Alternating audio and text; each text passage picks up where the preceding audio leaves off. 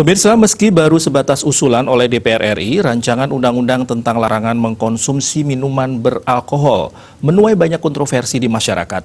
Khususnya Bali, praktik larangan tersebut dinilai tidak cocok diterapkan di Bali, mengingat Bali masih memiliki kaitan erat dengan minuman beralkohol untuk keperluan tradisi lokal Bali maupun kebutuhan industri pariwisata.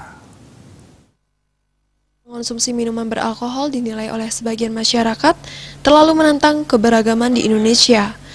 RUU larangan tersebut mengatur tentang sanksi pidana atau denda bagi peminum minuman beralkohol pada pasal 20 BAB 6 tentang ketentuan pidana RUU tersebut yang menyebutkan setiap orang mengonsumsi minuman beralkohol akan dipidana paling sedikit 3 bulan dan denda paling sedikit 10 juta rupiah. Menanggapi hal tersebut, Wakil Ketua Kadin Bali Bidang Pariwisata Imade Rami Adnyana mengatakan, seandainya kebijakan ini lolos, kebijakan tersebut tentu akan bertentangan dengan pariwisata Bali. Pariwisata tanpa mikol bagaikan makanan tanpa garam. Menurutnya, kebutuhan mikol golongan A, B, dan C di Provinsi Bali sendiri mencapai 12 juta liter per tahun.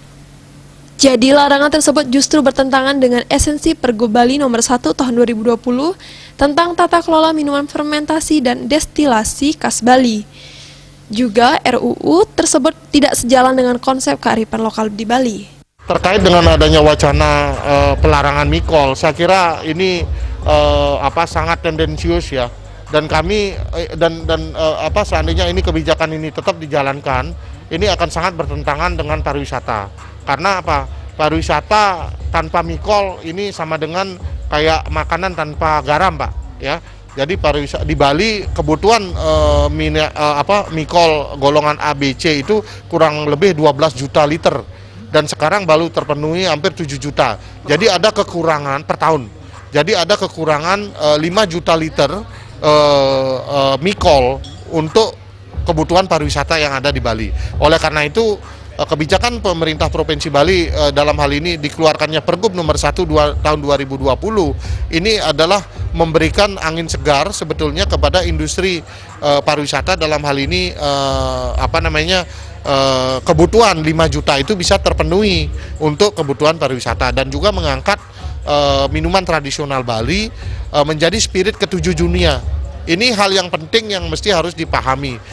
Saya kira kami tidak sependapat dengan wacana tersebut. Jadi kami pariwisata Bali ingin agar tetap ada perkecualian bahwa mikol ini tidak sebagai negatif investment di Bali.